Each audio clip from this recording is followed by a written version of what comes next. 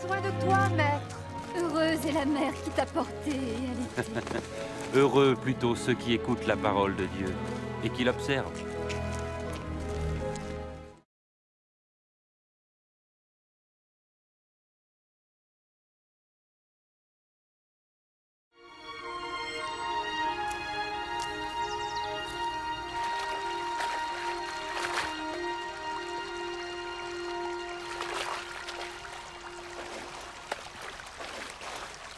Apprends-nous à prier, comme Jean l'a appris à ses disciples.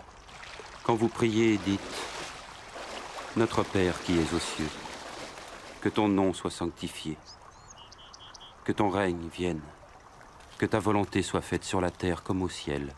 Donne-nous chaque jour notre pain quotidien. Pardonne-nous nos offenses, comme nous pardonnons aussi à ceux qui nous ont offensés. Protège-nous contre la tentation et délivre-nous du mal. »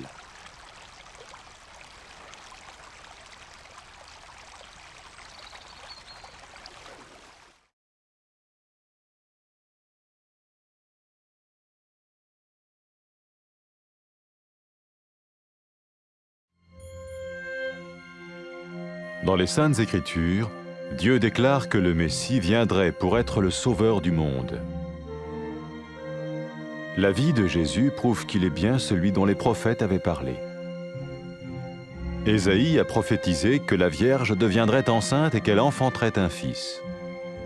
Des siècles plus tard, la naissance de Jésus accomplissait cette prophétie.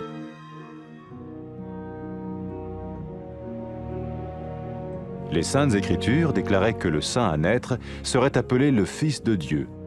Cela signifiait que Jésus serait le Fils de Dieu au sens spirituel et non au sens physique. Nous le voyons par sa manière de vivre.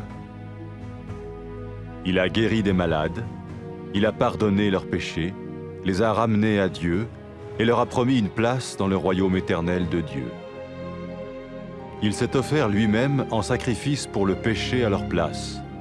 Puis il est revenu à la vie, victorieux sur la mort selon le plan de Dieu.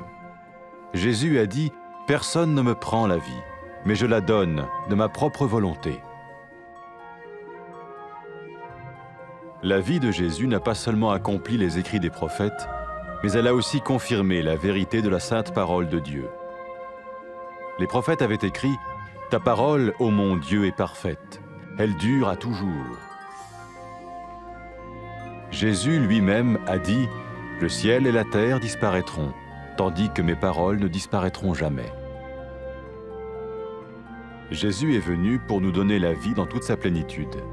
Mais quand l'homme a désobéi à Dieu dans le jardin d'Éden, il a choisi sa propre voie et ses actions l'ont séparé du Créateur.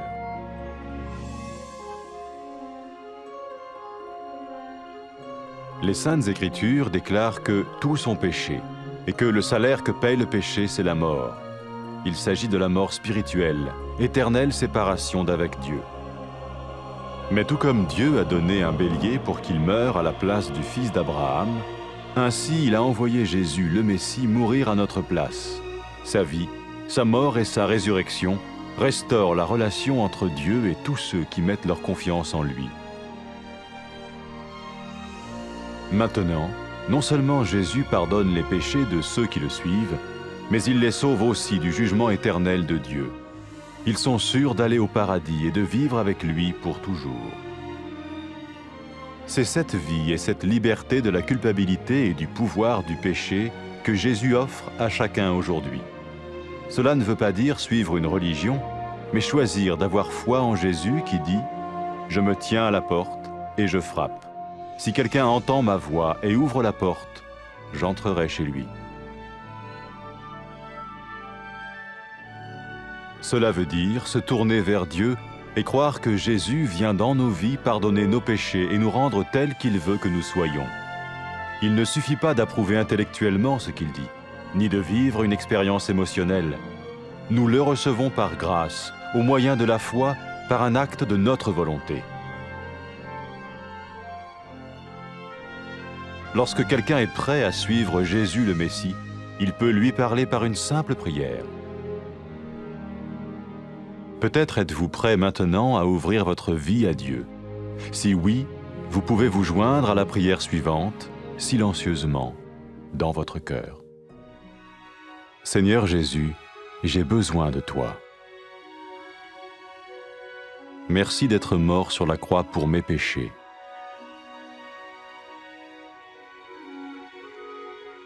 Je confesse mes péchés et je m'en repens.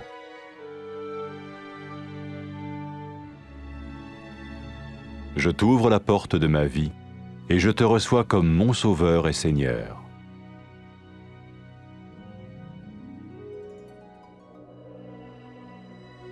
Merci de me pardonner mes péchés et de me donner la vie éternelle.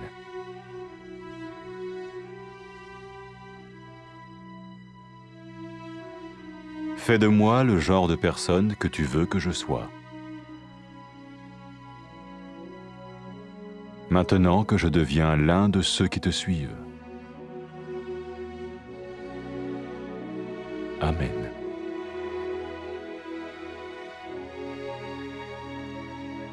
Jésus a dit à propos de ses disciples, « Mes brebis écoutent ma voix, je les connais et elles me suivent. » Pour expérimenter la vie en abondance promise par Jésus, ceux qui le suivent parlent à Dieu chaque jour dans la prière et lisent ou écoutent sa parole. Ils parlent de lui à d'autres personnes et rencontrent régulièrement ceux qui l'aiment et le suivent. N'oubliez pas sa merveilleuse promesse. Tout pouvoir m'a été donné dans le ciel et sur la terre. Et sachez-le, je vais être avec vous tous les jours, jusqu'à la fin du monde.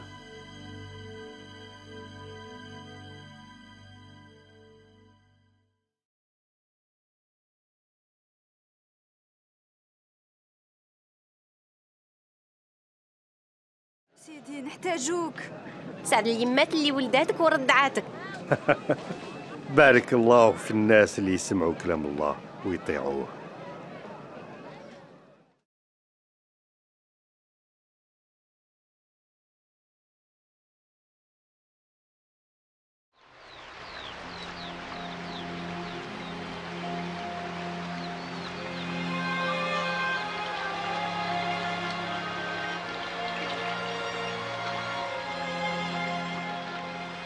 علمنا الصلاة كما يحيى علم صحابه.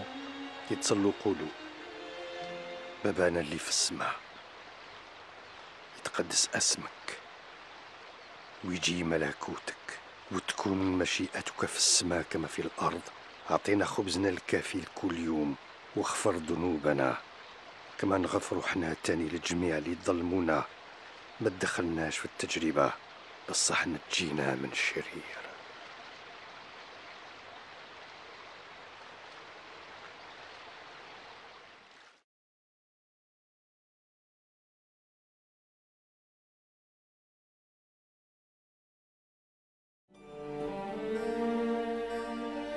في الكتاب المقدس الله حاب اللي سيدنا عيسى رايح يجي باش يسلك الناس اللي في الدنيا. حياة سيدنا عيسى تثبتت باللي بالحق هو اللي تنبأوا عليه الأنبياء. النبي إشعياء تنبأ وقال العذراء بالجوف ترفد وبطفيل تولد. قرون من بعد زيادة سيدنا عيسى حقت هذيك النبوة. في الكتاب المقدس مذكور باللي سيدنا عيسى يقولوا له ابن الله. هذا الشيء يعني باللي سيدنا عيسى وليده ماشي بالمعنى اللي تقصد الذات بصح بالمعنى اللي تقصد الروح. وهذا الشيء نشوفوه في سيرة حياته.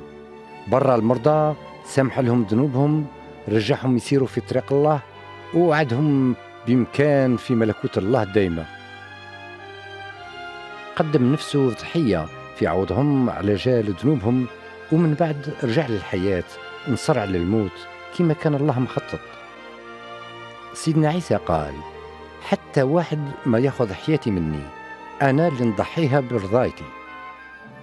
حياة سيدنا عيسى تمت واش تنبأوا به الأنبياء، وتاني ثبتت حقيقة كلمة الله المقدسة. الأنبياء قالوا كلام الله صحيح وتامم، كلامك يا ربي دايم.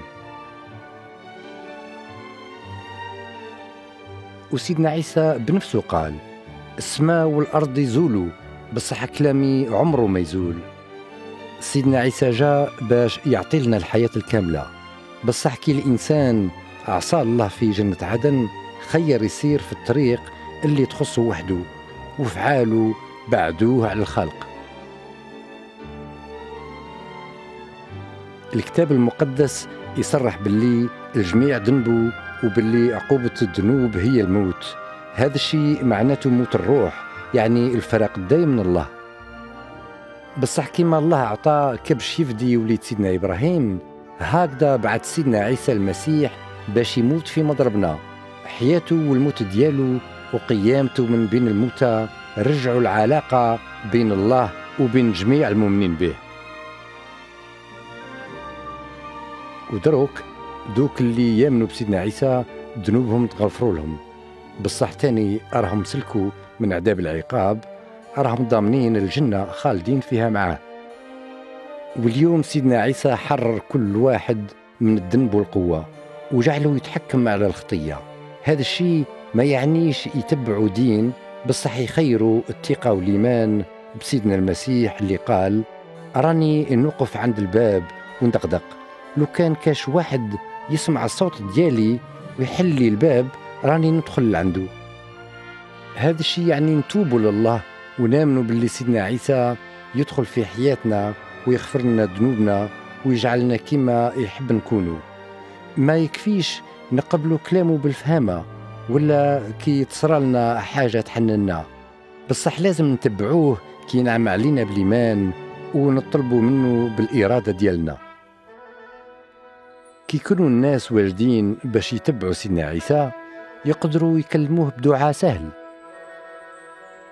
بلاك راك واجدين دروك تقدموا حياتكم لله، وإلا كان هذاك هو الحال تقدروا تتبعوا في قلوبكم هذه الصلاة: يا سيدنا عيسى أنا نحتاجك، نشكرك على خاطر مت على الصليب على جال ذنوبي.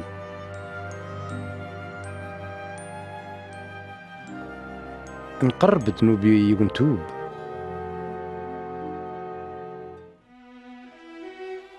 نفتح لك باب حياتي ونستقبلك كي المنجي ديالي وسيدي.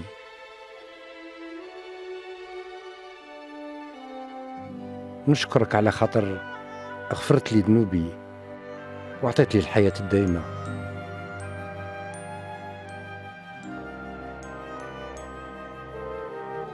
اجعلني كما انت تحبني نكون.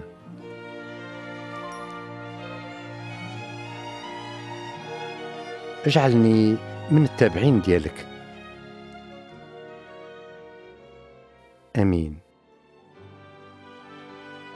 سيدنا عيسى قال على اللي يتبعوه: الغنم ديالي يعقلوا الصوت ديالي، انا نعرفهم وهم يتبعوني.